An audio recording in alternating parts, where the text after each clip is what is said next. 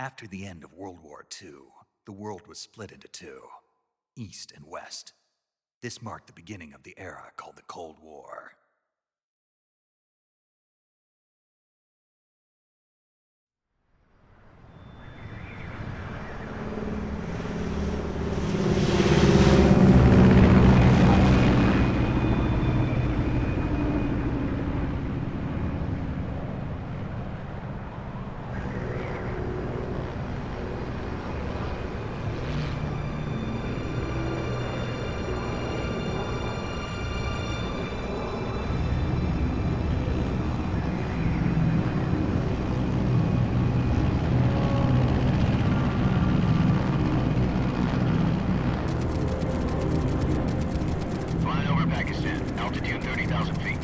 Approaching Soviet airspace. 20 minutes to drop off. Commencing internal depressurization. Equipment check. Arm main parachute. All right. You ready to go? Drop zone still showing a high pressure mass. Cav okay. Good. We've got high visibility.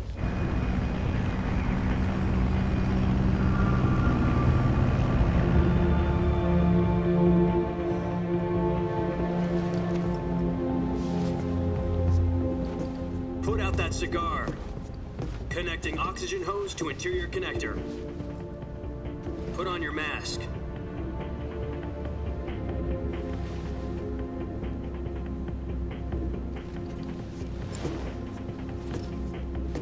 Does this panty waste know what he's doing? Approaching release point. 10 minutes to drop off. Hey, are you deaf? He said put out the cigar and put on your mask.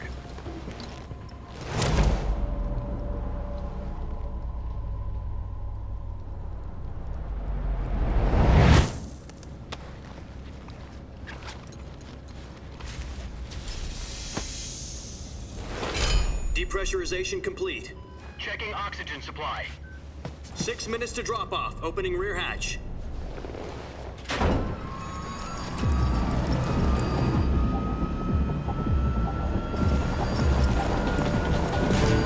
Sunrise.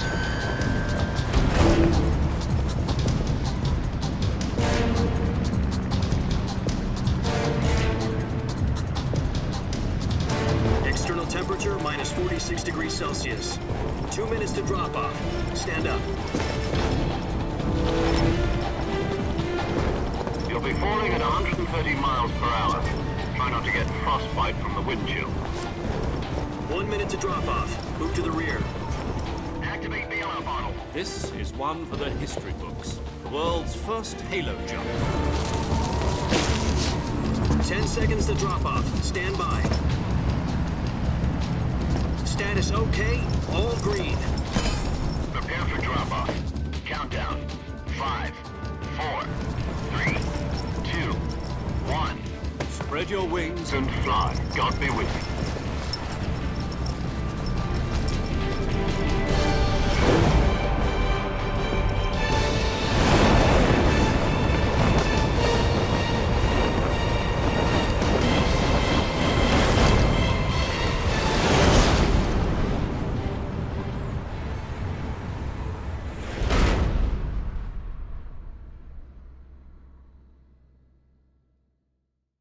Jack, I've got some important news. The head of the CIA has finally given us the green light for the virtuous mission. Virtual mission? No, the virtuous mission. The future of our Fox unit depends on it. If it succeeds, we'll be officially organized into a unit. Virtuous mission? Sounds like some kind of initiation ritual. You know, don't get cocky. This isn't a training op. Right. So what exactly is this wonderful mission? Well, about 2 years ago, a certain Soviet scientist requested asylum in the West through one of our moles. His name is Nikolai Stepanovich Sokolov. He's head of the OKB 754 Design Bureau, one of the Soviets' top-secret weapon research facilities, and the East's foremost expert on weapons development. Sokolov? Isn't he that famous rocket scientist? The very same. On April the 12th, 1961, the Soviets achieved the first manned spaceflight in history. The Earth was blue, but there was no God. Well spoken. The rocket that carried Yuri Gagarin into orbit was the A-1, known as the Vostok rocket. Sokolov is said to be the man most responsible for the multi-engine cluster used in that rocket. After Gagarin's flight, Sokolov left rocket development to become the head of the newly established Design Bureau. From a lowly technician to head of a design bureau, that's quite a success story, so why do you want to defect? It seems he'd become afraid of his own creations.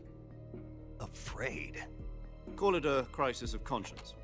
And for that, he left his country and his family behind and went over the fence? Not exactly. One of his conditions was that his family was also to be taken safely to the west. We used a mole to get the family out first and succeeded in sneaking Sokolov over the Berlin Wall shortly afterwards. I was the one who conducted the operation. The security on the eastern side was still full of holes back then. Then what? We got Sokolov over in one piece, but the whole ordeal had left him exhausted, and we checked him into a hospital in West Berlin.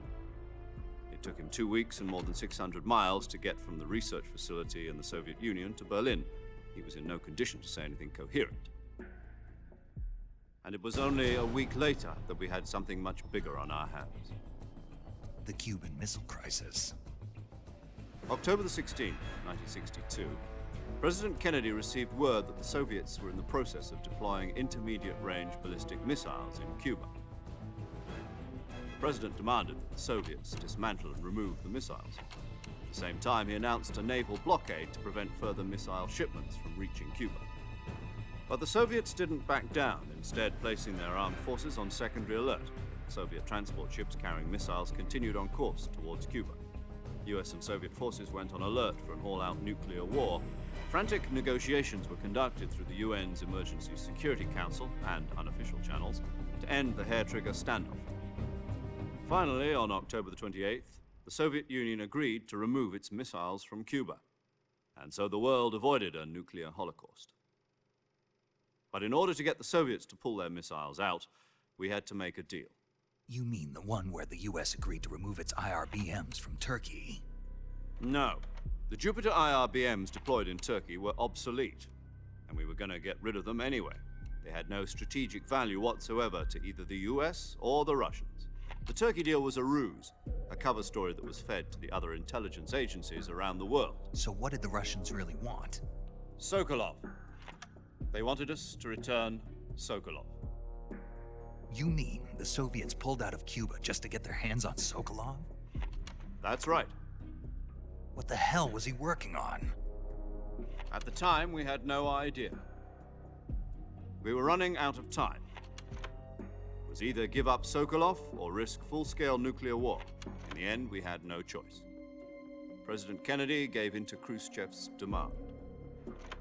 The next day, I got Sokolov out of the hospital, handing him over to agents on the eastern side. Sokolov kept on screaming, "Save me," until he disappeared from my sight. Then a month ago, we received some new information from one of our moles. About Sokolov? Yes. He was taken back to the research facility and forced to continue working on the weapon in question under KGB supervision. What's more, it's on the verge of completion. So what kind of weapon is it? Something to do with space rockets? No, missiles. Same technology. I guess you're right. We don't know the details, but it appears to be a new kind of nuclear device. For half a year now, the Soviets have been conducting frequent nuclear tests at Semipalatinsk. Something to do with the weapon, I assume. We're talking about a secret weapon so big that Khrushchev was ready to pull out of Cuba to get it back. Is Sokolov still in the facility? No. According to our intelligence, he's in Selino-Yarsk, a place in the mountains about 3 miles to the west that's known as the Virgin Cliffs. The Virgin Cliffs. Nice name for a virtuous mission. They moved him there just recently. Why? Apparently, they're conducting a field test of the weapon, but it's our best chance to get him back. This mission would never have been possible if he was still in the research facility. This is our last chance. Sokolov must have known that too when he contacted us.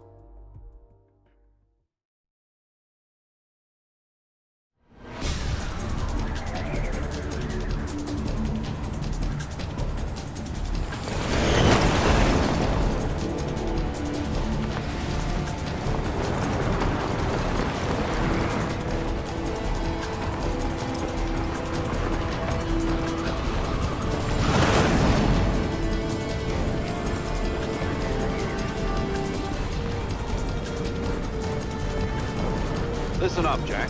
Your mission is to infiltrate Selino-Yarsk in the Soviet mountains, ensure the safety of Sokolov, and bring him back to the west.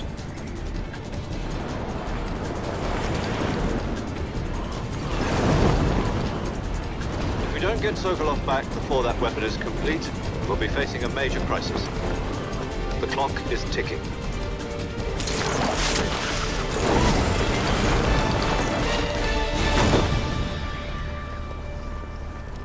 Once we've confirmed the rescue of Sokolov, stand by at the recovery point. A recovery balloon will be dropped at that point. Helium will be pumped into the balloon to inflate it. The process takes about 20 minutes. Once it's complete, the gunship's arm will latch onto the balloon and pull it up. The Fulton surface-to-air recovery system. I'm familiar with the theory. Take it easy. It's been combat-proven. Do you think Sokolov is up to it? The shock will be less than during a parachute jump, and the arm can handle up to 500 pounds. So you're planning on going over the border in a single combat Talon? She's equipped with two 6-barrel 20mm Vulcan cannons, as well as two 40mm machine guns. Sounds like she could hold her own against a battalion of tanks. Even with the fuel in the reserve tank, we're facing a 4-hour time limit. If all goes well, it shouldn't take more than a few hours. Home in time for dinner. But if anything goes wrong, you'll be eating dinner, breakfast, and all the rest of your meals in the jungle.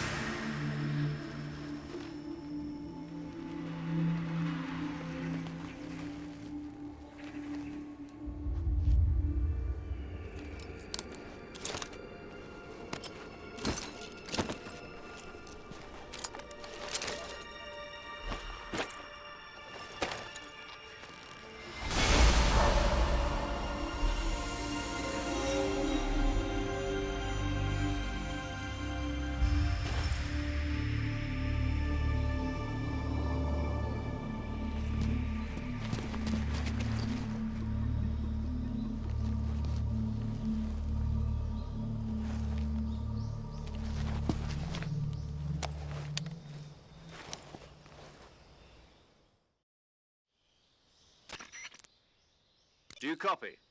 You're already in enemy territory, and somebody might be listening in. From here on out, we'll be using code names to refer to each other. Your code name for this mission will be Naked Snake. I'll be referring to you as Snake from now on. You're not to mention your real name. Snake? Well, you don't like snakes? What do you mean? Well, you've eaten one before, haven't you? In survival training? I'm glad to hear that. I don't know if I'd ever order one in a restaurant, but... Be careful, you might not have a choice. What about you, Major? What should I call you? Let's see. I'll be Tom. Call me Major Tom. This will be a sneaking mission. You must not be seen by the enemy. You must leave no trace of your presence. Is that clear? This kind of infiltration is the Fox unit's speciality. In other words, weapons and equipment are procured on site. That goes for food as well. You're completely naked, just as your name implies. Great. Now I see why you asked me if I like snakes. I suppose calling me Snake was your idea of a joke, too. No. There's a good reason for that. I'll tell you later when the time is right. Gotcha. Getting back to the subject, how exactly am I supposed to feed myself? You've been issued a knife and a tranquilizer gun. Use them to hunt for food. You'll also find some medical supplies in your backpack. Yeah, about the backpack. I lost it in a tree on the way down. I see. Well, you'd better go back and get it then. You know where it is? No problem. I can see it from here. It's stuck on a branch. To climb a tree, stand in front of a tree that's covered in ivy and press the action button. I'll be monitoring your progress over the radio. We can't risk violating Soviet airspace, but I'll be in the gunship. My frequency is 140.85. I'll give you a call if I need to talk to you. If you need to talk to me, use the send function. Okay, Snake, go get your backpack.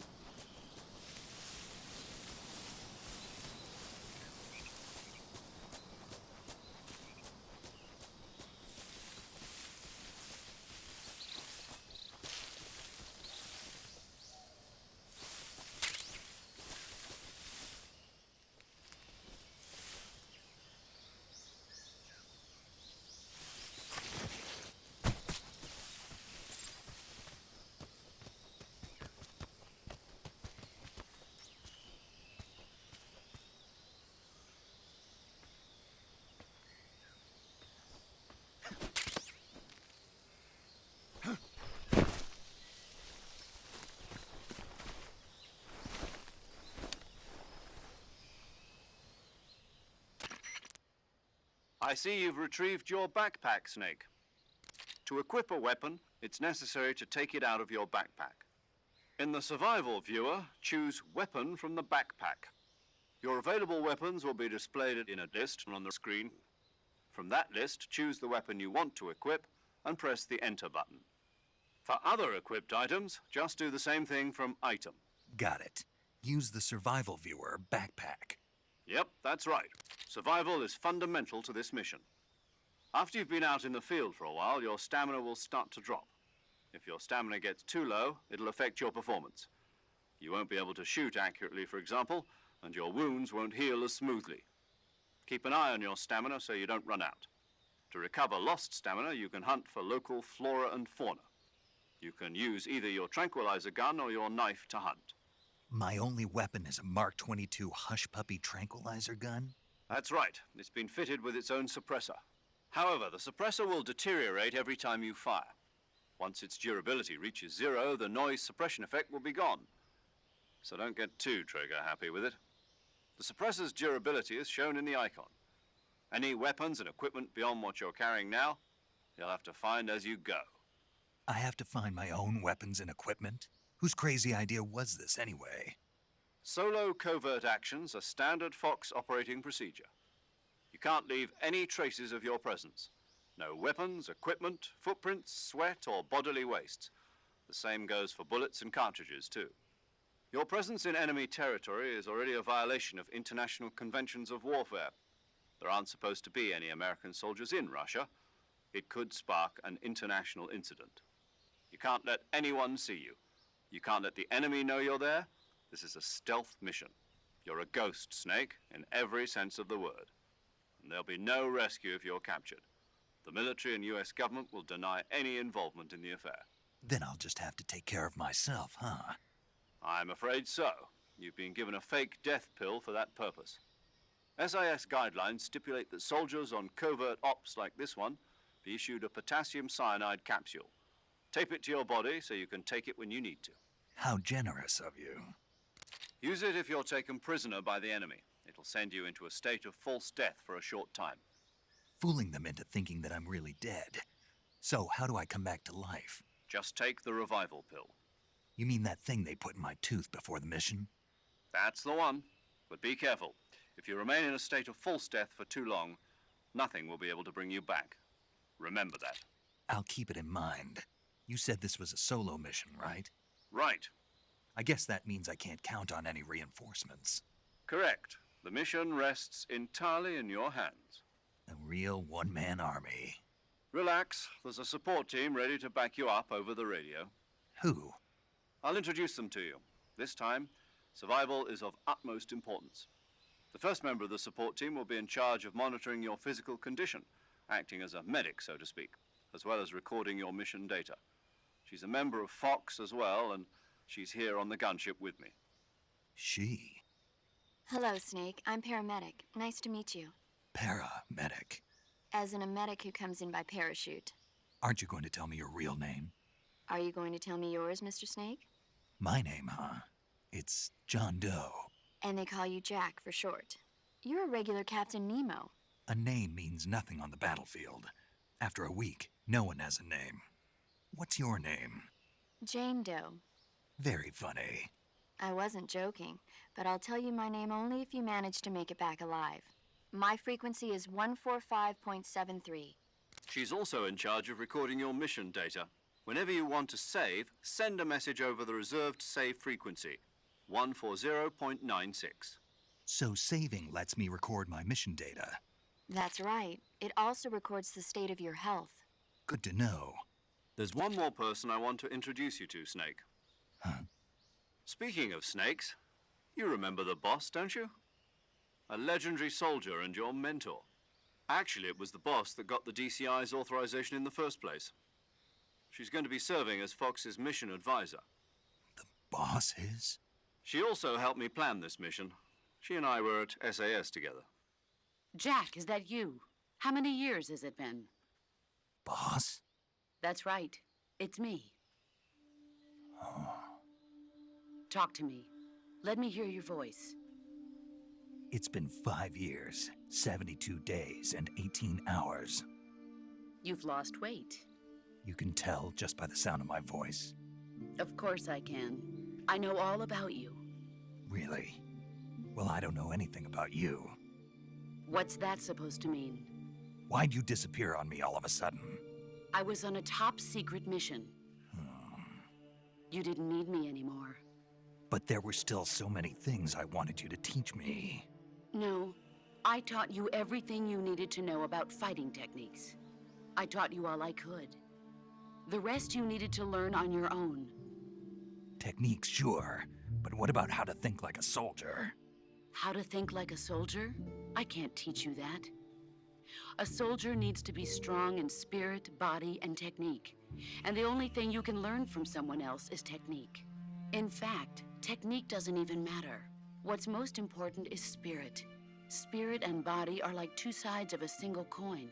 They're the same thing. I can't teach you how to think. You'll just have to figure it out for yourself. Listen to me, Jack. Just because soldiers are on the same side right now doesn't mean they always will be. Having personal feelings about your comrades is one of the worst sins you can commit. Politics determine who you face on the battlefield. And politics are a living thing. They change along with the times. Yesterday's good might be tomorrow's evil. Is that why you abandoned me? No, it had nothing to do with you. I already told you, Jack. I was on a top-secret mission. A soldier has to follow whatever orders he's given. It's not his place to question why. But you're looking for a reason to fight. You're a natural-born fighter, but you're not quite a soldier. A soldier is a political tool, nothing more. That's doubly true if he's a career soldier. Right and wrong have no place in his mission. He has no enemies and no friends.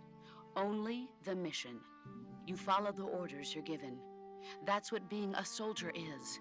I do whatever I have to get the job done. I don't think about politics. That's not the same thing. Sooner or later, your conscience is going to bother you.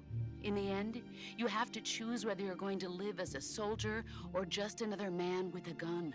There's a saying in the Orient, loyalty to the end. Do you know what it means? Being patriotic. It means devoting yourself to your country. I follow the president and the top brass. I'm ready to die for them if necessary. The president and the top brass won't be there forever. Once their terms are up, others will take their place. I follow the will of the leader, no matter who's in charge. People aren't the ones who dictate the missions. Then who does? The times. People's values change over time, and so do the leaders of a country. So there's no such thing as an enemy in absolute terms. The enemies we fight are only enemies in relative terms, constantly changing with the times. As long as we have loyalty to the end, there's no point in believing in anything, even in those we love. And that's the way a soldier's supposed to think? The only thing we can believe in with absolute certainty is the mission, Jack. All right, but do me a favor. What is it? Call me Snake. Snake. Oh, right. Your codename is Snake. It suits you well. That's right. The legendary unit that the boss put together during World War II was a snake. The Cobra unit, a group of heroes that brought the war to an end and saved the world. As long as you've got a legendary hero backing you up, you'll be fine. Isn't that right, Snake? Yeah, I can't think of anyone else I'd rather have with me. Oh, and one more thing, boss. Yes? It's good to hear your voice again. Same here. After all, who knows if either of us will make it out alive? Snake, you are always best at urban warfare and infiltrating buildings. But this is the jungle. Survival is going to be key. Those CQC techniques I taught you are sure to come in handy. CQC? Close quarters combat, huh? I've been in the Green Berets for the past few years. I'm probably pretty rusty. Not to worry. I'll be here to help you remember. After all, this is your first actual survival mission. I'll be supporting you over the radio. Where are you, boss? Next to the Major? The boss is communicating with us by radio from aboard a Permit-class submarine in the Arctic Ocean. My frequency is 141.80. Call me if you need my advice on battle techniques. Gotcha. Your mission is to retrieve Dr. Sokolov. Dr. Sokolov is being held in an abandoned factory located to the north of your current position. Avoid heavy combat and don't let anyone see you. Don't forget that this is a stealth mission. Snake, try to remember some of the basics of CQC.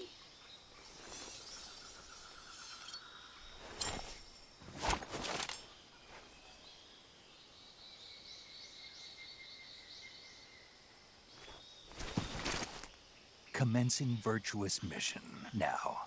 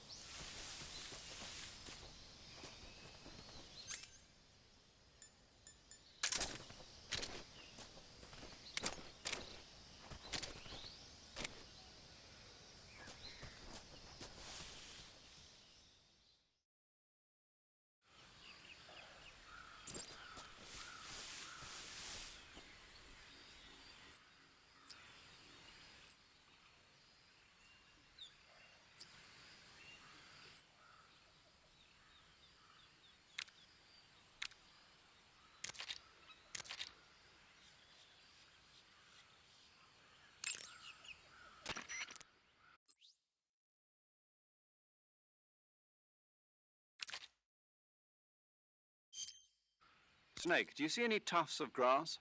Yeah, What kind of grass? just ordinary grass. Nothing special. You should check it anyhow. It's pretty thick grass, about waist high. If you crawl into the grass, you can advance undercover. When you do, the camera automatically switches to intrusion view. If you want to stand up again, press and hold the crouch button once more. If you press the crouch button briefly, you'll crouch in that spot. This allows you to observe things without blowing your cover. Got it?